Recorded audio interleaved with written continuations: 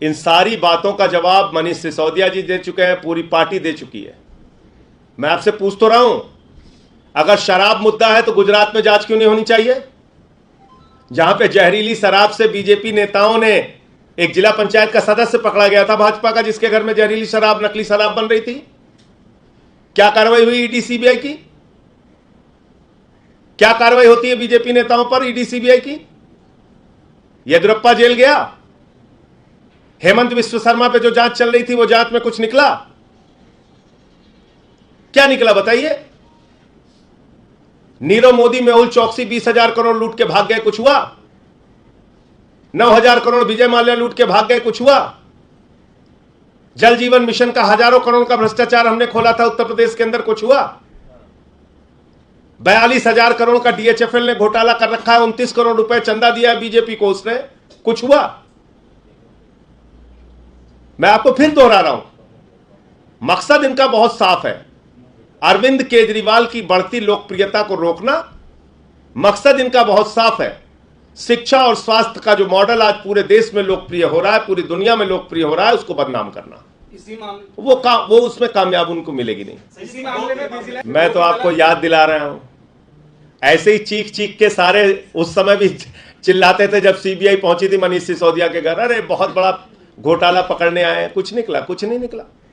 40-40 विधायकों को जब भी गिरफ्तार किया, इतनी ही गंभीरता के साथ, इतनी ही चिल्लाहट के साथ, इतना ही चीख चीख के, उस समय भी भाजपा ही चिल्लाते थे, इस पे ये निकल गया, उस पे वो निकल गया, इस पे ये पकड़ा गया, उस पे राजेंद्र कुमार के कंपनियां पकड़ी गई हैं, फ्लैट पकड़ा गया है, बचेगा क्या? हुआ भाई आज तक?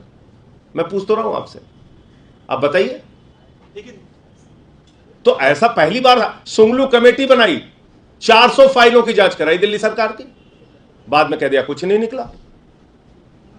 तो मैं आपको बता रहा हूं, दिल्ली का शिक्षा और स्वास्थ्य का मॉडल पूरी दुनिया में, देश में लोकप्रिय हो रहा है, उसको ही बदनाम करना है, उसको ही रोकना है। एक ऐसी छोटी सोच के प्रधानमंत्री अगर देश में है तो शर्म आती है कि वो किस प्रकार से इस देश को आगे ले जाना चाहते हैं, कैसे वो इस देश को आगे बढ़ाएंगे। जिस देश के प्रधानमंत्री की सोच इतनी छोटी हो कि शिक्षा और स्वास्थ्य पे काम ना करने दे, अब बताइए कैसे वो देश को आगे लेके जाएंगे? क्या उनका सपना है इस देश के लिए? क्या सोचते हैं वो इस देश के लिए? कांग्रेस कह रही है कि अच्छे से कोई नहीं बचेगा, अच्छी कार्रवाई हो जाएगी। आपको लगता है कि मैंने आपके सामने सिर्फ एक सवाल पूछा जिसका जवाब कोई नहीं दे पा रहा है। एक ही सवाल आपसे पूछा कि अगर वास्तव में शराब मुद्दा है तो जहरीली शराब से जिस गुजरात में 100 लोग से ज्यादा मारे गए, वहां पर किसकी ईडी और सीबीआई की जांच हुई अब तक? बताइए मुझे। कौन सा बीजेपी का नेता पकड़ा गया? बताइए मुझे। बीजेपी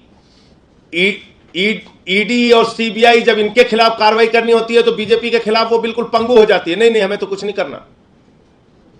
इसलिए मैं आपको कह रहा हूं ये बात। और क्या अकेले ये पहला मामला है? मैंने आपको गिना तो दिया कि कितनी बार इन लोगों ने कहा, ED, CBI, Delhi police.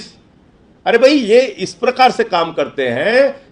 Somnath Bharti का कुत्ता पकड़ने 40 दिल्ली पुलिस वाले गए थे, कह रहे थे उसकी जबड़े की जांच करनी है। आप बताइए, ऐसे लोग हैं ये, इस तरह से काम करते हैं। तो मनोज तिवारी बगैर जांच के बैजल जी को क्यों क्लीन चिट दे रहे हैं भाई? उनकी क्या साठगांठ है? तो ये तो दोहरा रवैया है। एक तरफ भाजपा कहती है जांच हो जाने दीजिए, क्या फर्क पड़ता है, दूसरी तरफ कहती है नहीं नहीं उनकी जांच नहीं होनी चाहिए। तो किसको किसको हिस्सा मिला है? जांच होने दीजिए। ये कौन सा दोहरा रवैया है? एक तरफ तो कहते हो गर्दन दबा दो, फांसी पे चढ़ा दो, उल्टा लटका दो, और दूसरी तरफ कहते हो कि क्यों जांच होनी चाहिए। अनुराग ठाकुर इस देश के मंत्री बने, यही सबसे बड़ी अफसोस की बात है। गोली मारो छाप नेता इस देश का मंत्री बना हुआ है, वो बयान दे रहा है, आप उसके बयान को गंभीरता से ले रहे हैं और मुझसे सवाल पूछ रहे हैं। वो सब गोली मारो छाप नेता हैं, उनकी बातों को मैं गंभीरता से नहीं लेता।